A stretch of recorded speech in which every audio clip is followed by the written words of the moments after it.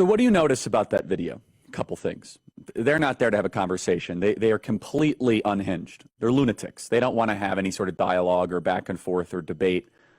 I asked them very simple questions. Eventually we did, despite the media's coverage of this, we did have multiple hours of actually very fruitful conversation. But I had to go into the crowd, and all of a sudden they sort of dispersed. They got angry. They lose enthusiasm. They went off to the side. It's the only way you handle these people. You got to go straight into them, straight through. They were shocked, by the way. They're like, oh, we're going to run Charlie Kirk off campus, right into them. Oh, we're going to make him afraid, right into them. So I just stood there for 15 minutes like, come on, guys. You want to punch me? Punch me. Come on. What's up? What do you have to say to me? When you see the unhinged demons, you have to go right into it. I wish more of the conservative movement felt that way. Anyway, but doing this 11 years, you understand these are bullies, these are terrorists, these are totalitarians. But what do you notice about that video?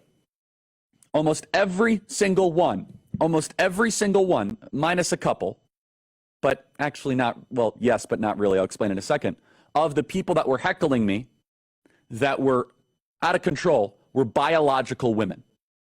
Almost every single one. Put that image back up again. Almost every single one of the people that were supporting me were normal-looking women and men. Look at that. Almost every single one of them are young ladies. And this fits perfectly. This fits perfectly with what we've been seeing in the polling.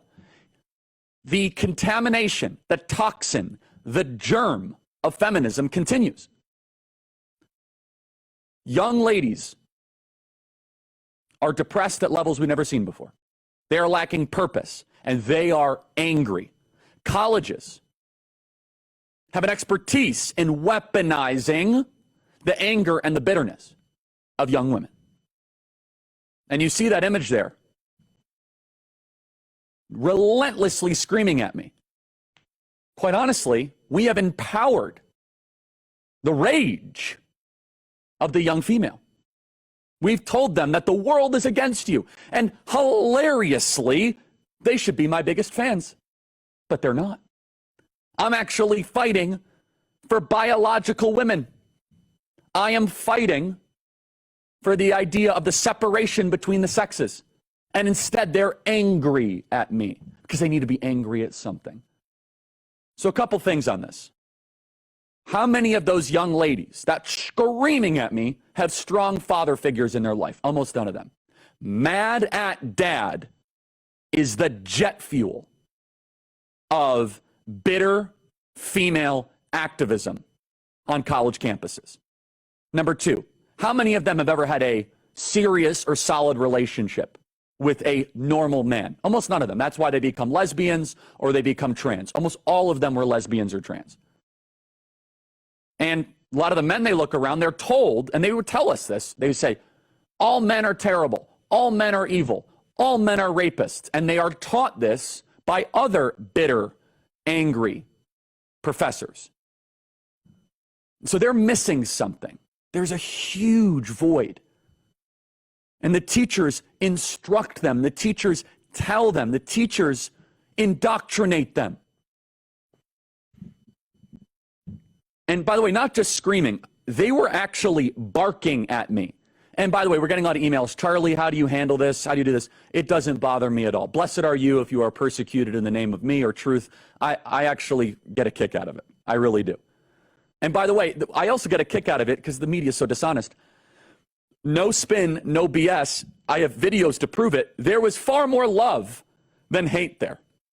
There were 40 or 5 deranged lunatics and hundreds of people of support. Hundreds. It just so happens that they were louder and more insistent.